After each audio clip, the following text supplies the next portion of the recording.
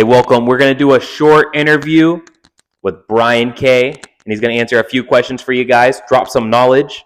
So the first one is, what's the biggest piece of advice you have for new real estate agents? Great question. This one gets asked to me a lot, and there's a lot of stuff that goes into real estate. You need to have grit.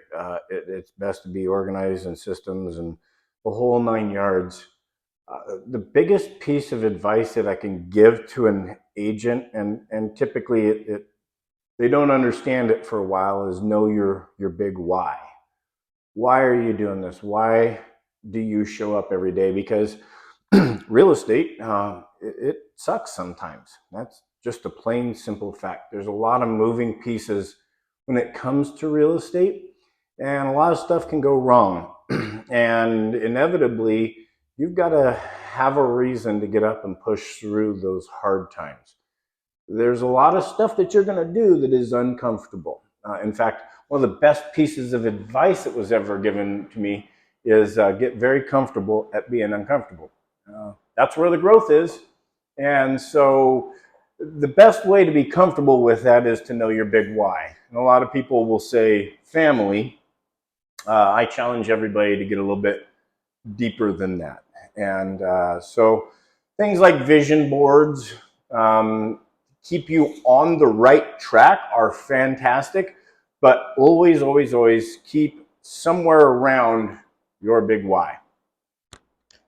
All right, well said. Similar question here. And what are some of the things you wish you knew when you first started in this business? Man, boy.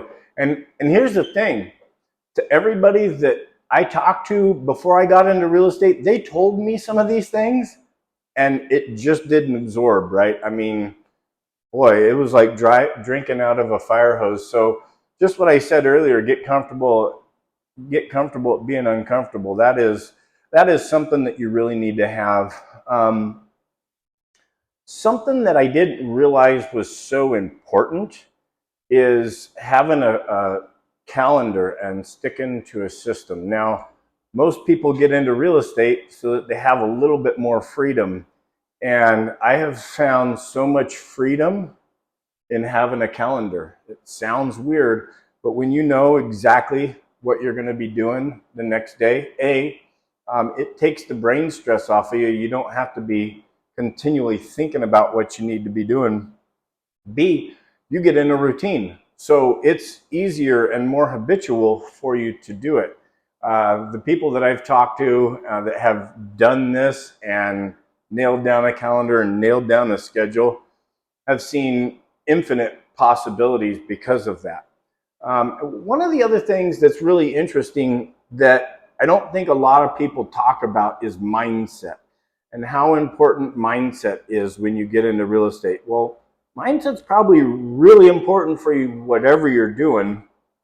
And going back to the stress factor, I've heard it said before that if you squeeze an orange, you don't get apple juice, right? And so if you've got a bunch of pent up stress and anxiety, and you're not doing something about that, when something happens, and it will, something's going to hit the fan, that's all going to come out. So you need to have your mindset right.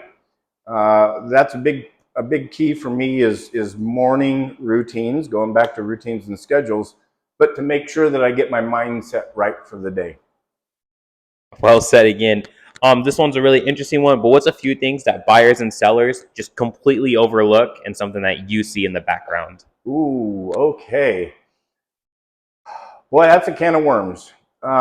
So let's talk about vacant land, because we've had this conversation in the past where it's really hard for a buyer to see the potential on vacant land.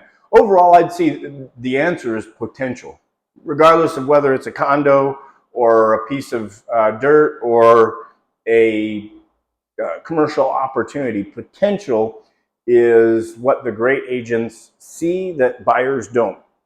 And they help guide their buyers and or sellers to it. So like with sellers, when you're talking to a seller, you want to make sure that the home or the property has as much potential as possible So you may suggest to them throwing out some nice red flowers next to the front door, cleaning up the house, staging, et cetera, et cetera, et cetera. On buyers, you may be walking them through the process of what a walkout daylight basement looks like so that they can build on a hill. Or it may be something along the lines of, yeah, you know, if you put your home here and your shop here and the driveway here, kind of walking them through the potential. That's probably the biggest one. We've got a listing down in Plummer right now. It's a commercial opportunity and it's very unique. And a lot of the individuals that are involved in this see the potential in it. In fact, we've had a pro forma done that says that there's potential. And because there's not others like it in that area, there's a lot of resistance to that, right? So there's a lot of people that'll buy a house, it's already built and it's there and it's easy and you can see it. You already know what that's going to look like. But when you buy that flat piece of land and you're looking at a drawing on a paper, it's hard to see the potential. So I'd say potential is my answer. All right, last one here. What's the best way to separate yourself from other agents? Customer service, 100%. Sure, I sell real estate. It says salesperson on my real estate license, yet the best way that I can put myself above another agent is fantastic service. That means going above and beyond for your clients. That means making sure that you follow through and you do what you say. That means a high level of communication, really getting to know your clients and making sure that everybody is moving in the same direction. So ultimately, customer service is hands down my number one pick for what I can do to put myself above other agents.